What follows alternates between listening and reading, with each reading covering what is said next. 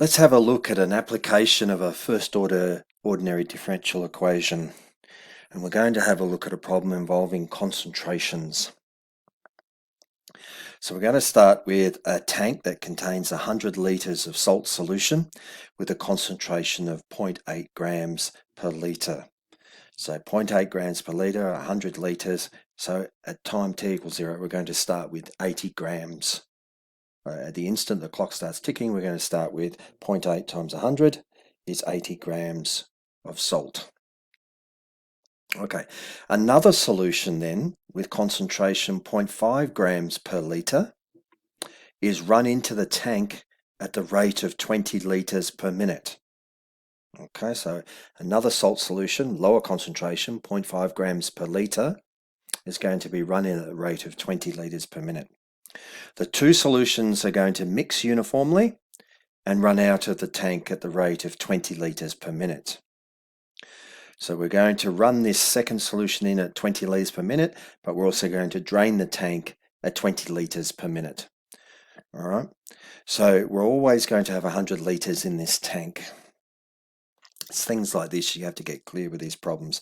So let's set up a differential equation to describe this situation. All right, so the input, the volume initially is 100 litres. The amount of salt in the mixture at any time t will be S grams. Okay, and the concentration of the mixture is equal to S divided by 100 grams per litre. S over 100 grams per litre. So there's two things here. There's the amount of salt, the absolute amount of salt in the mixture in grams, and then the concentration of the mixture, which is going to be S on 100. Okay, S on 100 grams per litre. Now, S will be the total number of grams of salt in the tank at any particular time t. Okay, so we have an input rate and we have an output rate.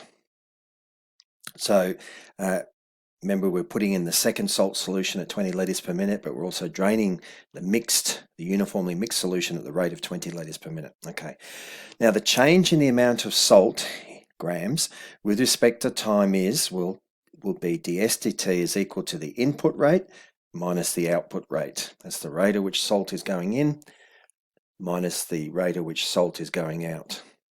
Okay, so ds dt will be the amount of salt added per litre times number of litres per minute going in minus the amount of salt lost per litre coming out minus the number of litres run off per minute. Okay, so we can write the first one as the amount of salt added per litre. If you remember, that was that second solution that comes in at 0.5 grams per litre, and it's running at the rate of 20 litres per minute. Okay, and then from that, we're going to have S grams per 100 litre times 20 litres per minute run out. Okay, we don't know what this S is. Okay, what's the rate, the number of grams per 100 litres going out of the tank? All right, so we can set that up now here as 0.5 times 20 to give us 10. The litres here cancel, give us grams per minute. We have to be careful about the rates we're setting these up. Minus S times 20 on 100, okay, which will just be S over 5. Again, the litres will cancel, and we're left with S over 5 grams per minute. Now this is good, same units here, grams per minute, okay, coming in, grams per minute going out. Okay, so our first order differential equation will be ds dt is 10 minus S on 5. Great. All right, so we're putting in 10 grams per minute, okay, and we're losing S on 5 grams per minute. Okay, so let's solve this for S of t. Okay, we want to find the number of grams of salt at any given time t. All right, well, let's have a look here. We've got ds, if you have a look at ds dt is 10 minus S on 5. So ds dt is common denominator, 50 minus S on 5. If we invert that, we have dt ds is 5 on 50 minus S. We can anti-differentiate both sides with respect to t here to give us the integral dt is the integral of 5 ds on 50 minus s. Remember, just splitting the differentials again, plus our constant of integration. Okay, now we can it can be helpful here if we just rearrange the denominator here. Instead of 50 minus s, if we just take the negative of that and put a negative upstairs, we have s minus 50 underneath. It just makes it a little bit more tractable to handle, as you'll see shortly. Minus 5 ds up the top there, plus our constant of integration. So anti-differentiate that, we have t equals minus 5, natural log of s minus 50, okay, and plus our constant of integration.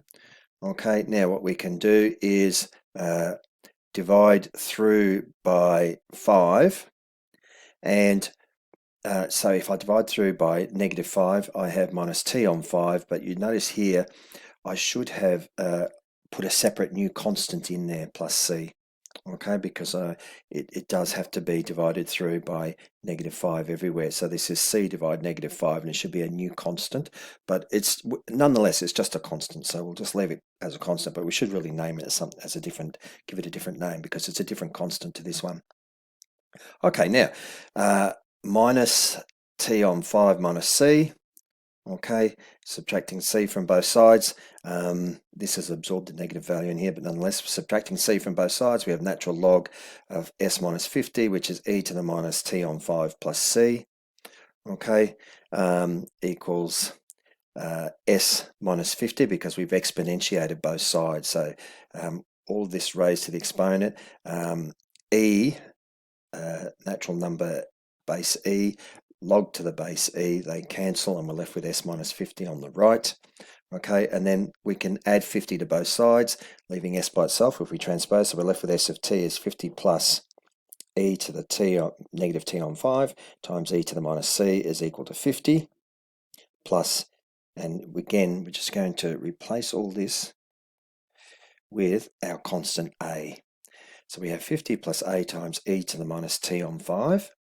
Okay, now initially at t equals 0, because we can find now the constant a to find the particular solution, that's the general solution, we now find the particular solution, and at t equals 0 we know that we have 100 litres times 0.8 grams per litre, so we have 80 grams. At the instant the clock turns t equals 0, we have 80 grams. Okay, so that means 80 is equal to 50 plus a times e to the power of 0, because where the t is, we're going to put 0, e to the power of 0, which is 1, and we have 50 plus a, okay, is equal to 80, so a must be 30.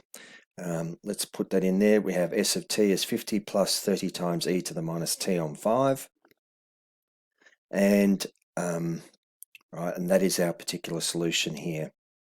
Okay, put t equals 0 in there, and again we have at t equals 0 we have 80 grams. At any other time thereafter we can predict how many grams of salt we have. Now at t equals 10 minutes, s of 10, we have 50 plus 30 times e to the minus 10 on 5, and with a calculator that'll give us 54.06 grams approximately of salt. Now that's how many grams of salt we have in the whole tank at that instant in time. Its concentration at that instant in time then will be S over 100, which will be 54.06 on 100, because 100 litres in a tank always, and that'll be roughly 0.54 grams per litre, okay, or a touch over because of the 0.06. All right, that's it.